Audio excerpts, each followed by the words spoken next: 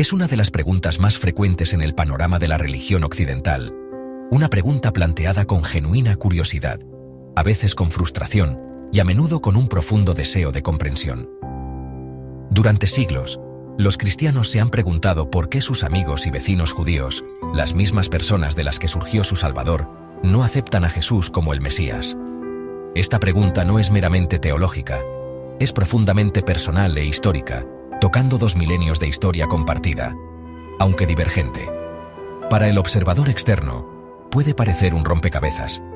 Si Jesús fue un judío que vivió y enseñó en Judea, ¿por qué su propio pueblo, en su mayor parte, no lo aceptó como el Redentor largamente esperado prometido en sus textos sagrados? La respuesta no nace de la terquedad o el rechazo por sí mismo, sino de una diferencia profunda y fundamental en la comprensión de la definición misma del Mesías y su papel prescrito en el mundo. La perspectiva judía sobre este asunto no es una reacción al cristianismo, sino una adhesión consistente a un conjunto de criterios establecidos en la Biblia hebrea mucho antes del siglo I. Es un punto de vista arraigado en la Escritura, la tradición y una visión específica para el futuro de la humanidad. Para los judíos, la identidad del Mesías no es algo que deba determinarse solo por la fe, sino por acciones y logros tangibles y verificables que deben alinearse con profecías explícitas. Se trata menos de una salvación espiritual e interna, y más de una redención política y espiritual en el mundo real para el pueblo judío, y en última instancia, para toda la humanidad. Este marco crea una lista de verificación, una descripción de trabajo divina, y según la tradición judía, Jesús no completó las tareas requeridas. Es esta discrepancia entre la descripción del trabajo mesiánico y la vida histórica de Jesús la que forma el núcleo del no judío. Para comprender verdaderamente esta perspectiva, uno debe salir del marco teológico cristiano y entrar en el mundo del pensamiento judío tal como existía hace 2000 años y como continúa hoy. Requiere dejar de lado la narrativa de los evangelios, no como un signo de falta de respeto, sino como un ejercicio para comprender una lectura alternativa y más antigua de las mismas escrituras fundamentales. El pueblo judío no estaba esperando a un ser divino que moriría por los pecados de la humanidad. Estaban esperando a un líder humano, un descendiente del rey David, que inauguraría una era de paz global y conocimiento de Dios. Esta expectativa no fue una invención posterior, sino la esencia misma de su esperanza nacional y espiritual, una esperanza que los había sostenido a través del exilio y la persecución durante siglos. Por lo tanto, la conversación no trata sobre si Jesús fue un buen hombre, un maestro sabio o una figura histórica influyente. La mayoría de los judíos reconocerían fácilmente su importancia como reformador moral y fundador de una de las grandes religiones del mundo. Sin embargo, ser un gran maestro es un papel completamente diferente al de ser el Mesías. La distinción es crucial. En el judaísmo, los dos no son intercambiables.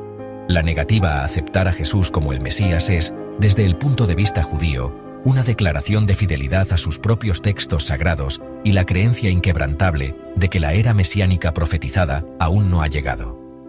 Es un testimonio de una esperanza que sigue muy viva, una creencia en una redención futura que será inconfundible para todos cuando finalmente amanezca. Para entender la posición judía, primero debemos definir el término Mesías tal como se entiende dentro del judaísmo. La palabra hebrea Mashiach significa literalmente el ungido. En tiempos antiguos, reyes, sumos sacerdotes y profetas eran ungidos con aceite sagrado como señal de su estatus especial y misión de Dios. El rey David mismo fue el ungido original. Con el tiempo, el término llegó a referirse a un futuro redentor, un ser humano único que sería ungido por Dios para cumplir una tarea específica y monumental. No se esperaba que esta figura fuera divina, un hijo de Dios o parte de una trinidad.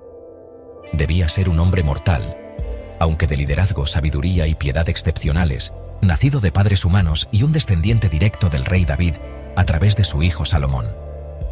Esta expectativa de un líder humano no es un detalle menor. Es una piedra angular de la teología judía que enfatiza la unidad absoluta e indivisible de Dios. La idea de que Dios tomaría forma humana es ajena a los principios fundamentales del judaísmo.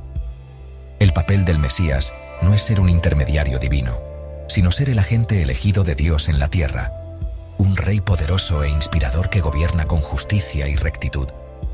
Su misión es fundamentalmente terrenal, enfocada en transformar este mundo al estado perfeccionado que Dios desea para él. Es un líder político, un estratega militar y un maestro espiritual supremo, todo en uno, pero siempre es inequívocamente humano, sujeto a Dios como cualquier otra persona. Las escrituras judías, particularmente los libros de los profetas como Isaías, Jeremías y Ezequiel, pintan una imagen vívida de la era que el Mesías inaugurará, la era mesiánica.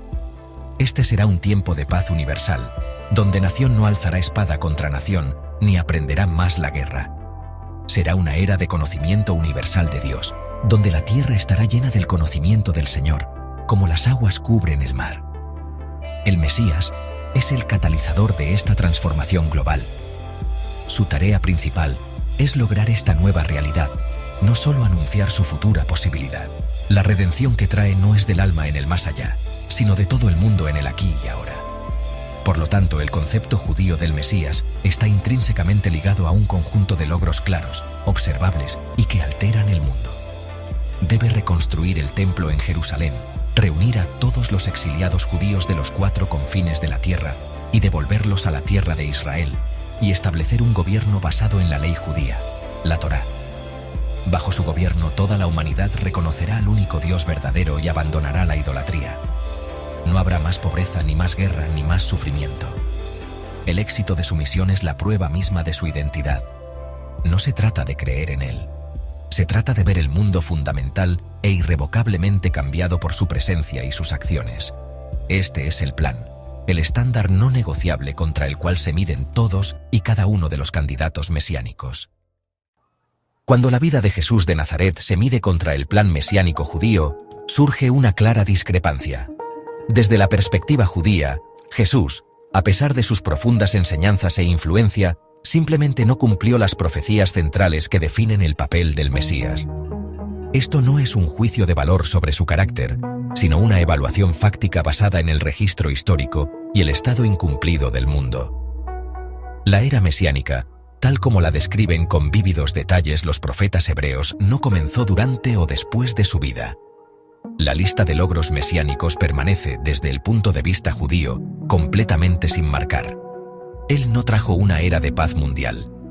De hecho, los 2 milenios transcurridos desde su tiempo han estado plagados de guerras y conflictos, gran parte de ellos trágicamente infligidos al pueblo judío en su nombre. Las profecías centrales son específicas e inequívocas. Se espera que el Mesías reúna a los exiliados judíos de los 4 rincones de la tierra y los devuelva a la tierra de Israel.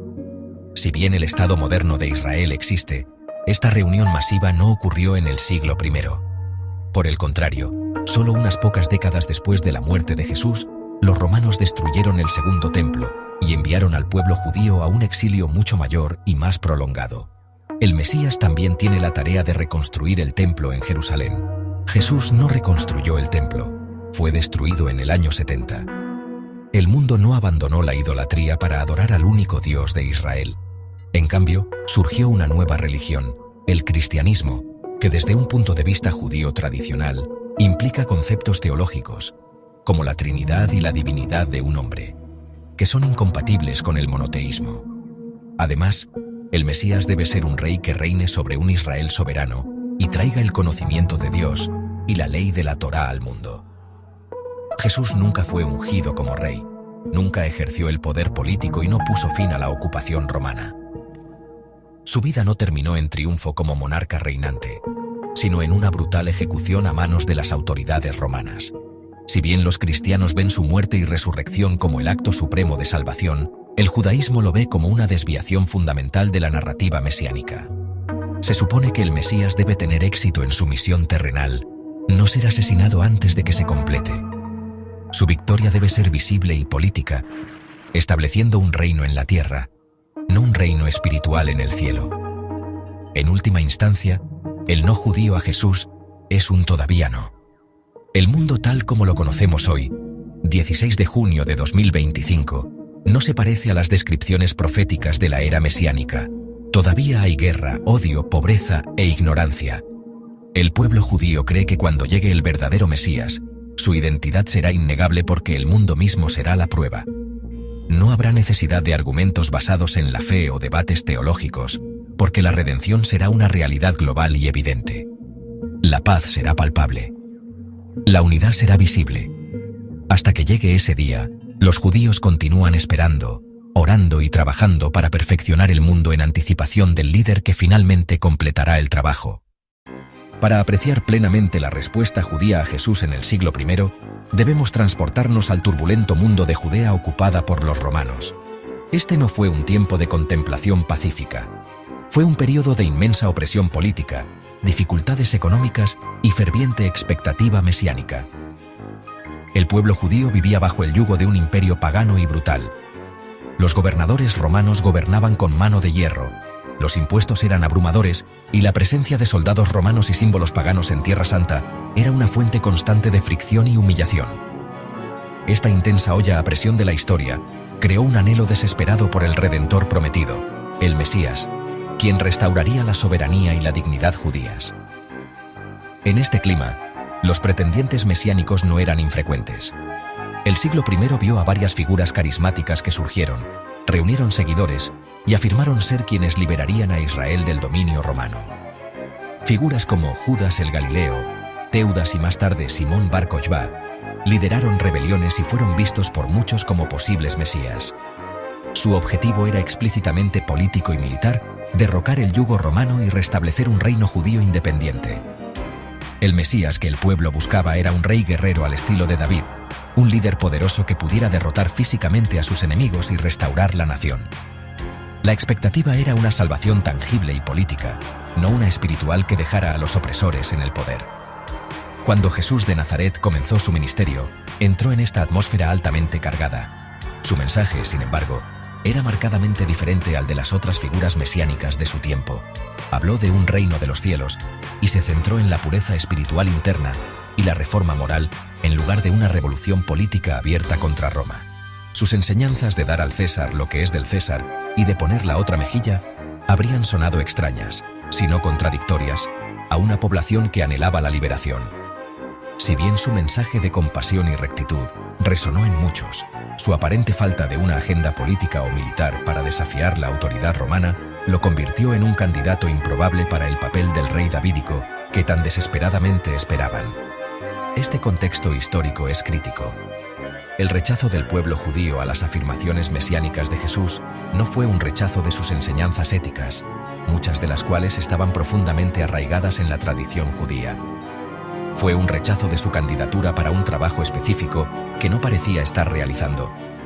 Buscaban un libertador nacional, y Jesús, desde su perspectiva, no estaba liderando una rebelión ni haciendo ningún movimiento para restaurar el reino. Su posterior arresto y ejecución por los romanos habrían sido vistos por la mayoría de los judíos de la época como la prueba final y trágica de que no era el Mesías prometido. En su mundo, el verdadero Mesías estaba destinado a ser victorioso, a conquistar a sus enemigos, no a ser conquistado por ellos. El periodo posterior a la muerte de Jesús es donde los caminos del judaísmo y lo que se convertiría en el cristianismo comenzaron a divergir dramáticamente. Los primeros seguidores de Jesús, quienes eran judíos, se enfrentaron a una profunda crisis teológica. El hombre que creían que era el Mesías había sido ejecutado sin cumplir las profecías clave. ¿Cómo se podía reconciliar esto? Su respuesta fue una reinterpretación radical del papel del Mesías y del significado de la Escritura misma. Concluyeron que la misión de Jesús no era la liberación política, sino la salvación espiritual del pecado. Su muerte no fue un fracaso, sino un sacrificio intencionado, y su resurrección fue la prueba de su divinidad y la promesa de vida eterna para sus seguidores. Esta reinterpretación creó una nueva teología que era fundamentalmente diferente del pensamiento judío dominante. El concepto de un Mesías sufriente que muere por los pecados de otros no era parte del marco judío preexistente. Si bien hay pasajes en la Biblia hebrea, como Isaías 53, que los cristianos interpretan como referentes a Jesús, la tradición judía ha entendido históricamente estos pasajes del siervo sufriente como referentes al sufrimiento colectivo del pueblo de Israel o a otra figura profética, no al Mesías. La idea de una segunda venida, que Jesús regresaría un día para cumplir las profecías restantes, también fue una nueva innovación, creada para explicar por qué la era mesiánica aún no había comenzado. Para el judaísmo, el Mesías tiene un trabajo y una venida en la que completarlo. A medida que este nuevo movimiento, liderado por apóstoles como Pablo, comenzó a dar la bienvenida a los no judíos, se alejó aún más de sus raíces judías. Pablo enseñó que la fe en Jesús superaba las leyes de la Torá, que habían sido la base de la vida judía durante siglos. Este fue un punto de ruptura crítico. Para el judaísmo, la Torá es el pacto eterno e inmutable de Dios con el pueblo judío. La idea de que pudiera quedar obsoleta era, y sigue siendo, una propuesta inaceptable.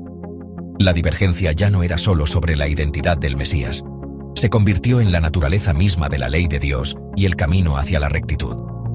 Así, dos religiones diferentes surgieron del mismo suelo. El judaísmo continuó su camino establecido, aferrándose a su comprensión del monoteísmo, la Torá y las profecías mesiánicas originales, aún esperando al Redentor.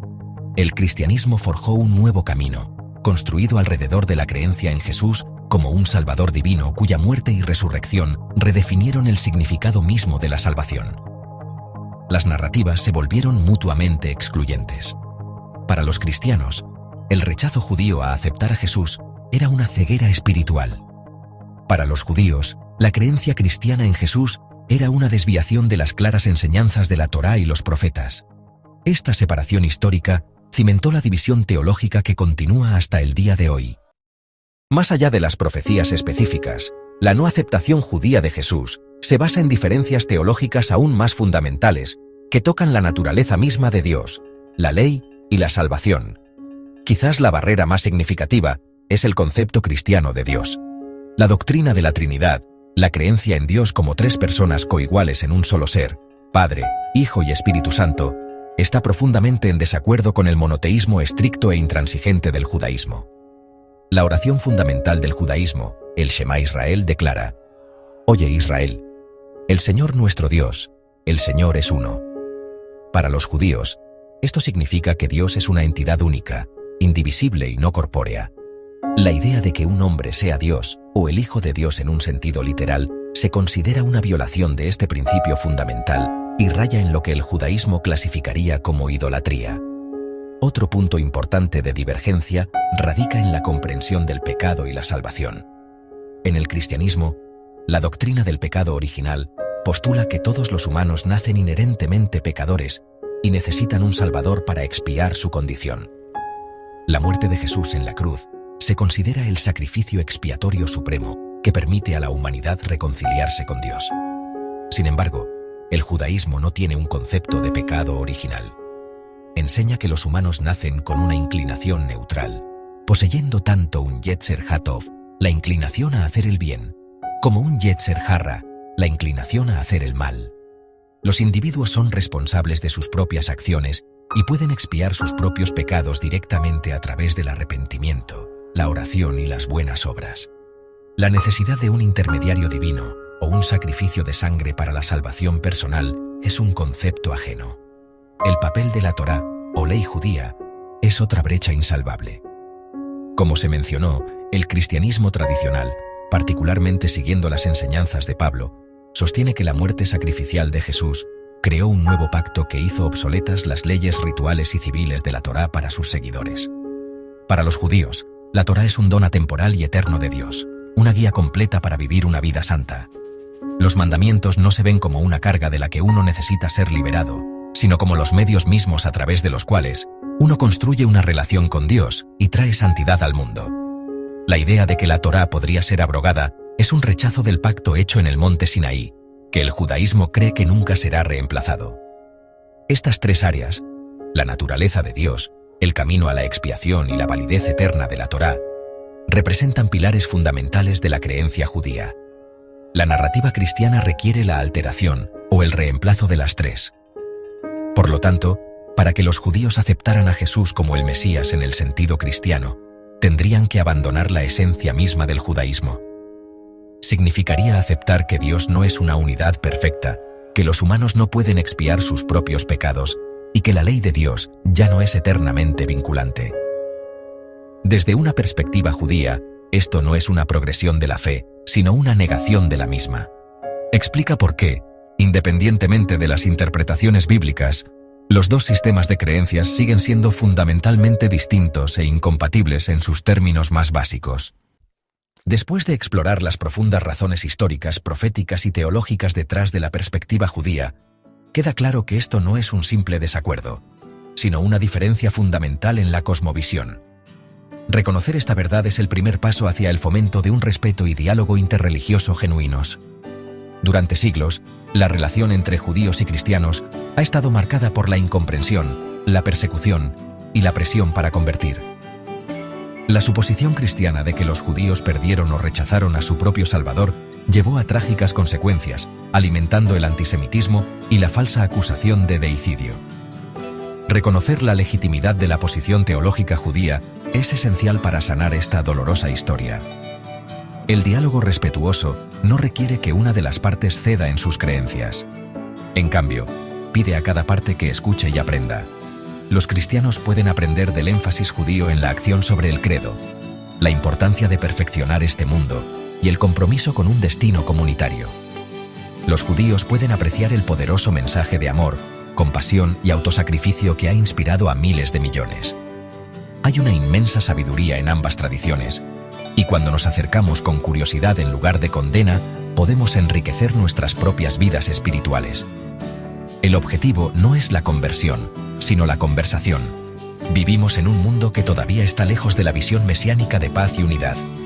Ante el conflicto global, el odio y la división, la necesidad de trabajar juntas es más urgente que nunca.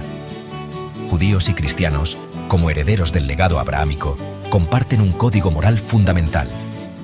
Ambos creemos en un solo Dios que creó a toda la humanidad a su imagen, y ambos tenemos el mandato de amar a nuestro prójimo, cuidar a los pobres y buscar la justicia.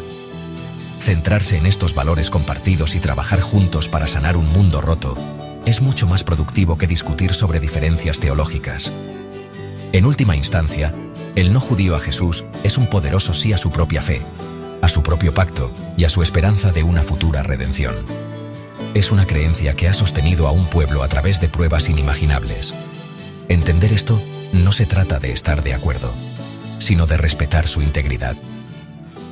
A medida que avanzamos en el siglo XXI, el mayor desafío es construir un puente de entendimiento a través del abismo teológico, un puente fundado en el respeto mutuo y el reconocimiento de que los misterios de Dios son mayores de lo que cualquier tradición puede contener.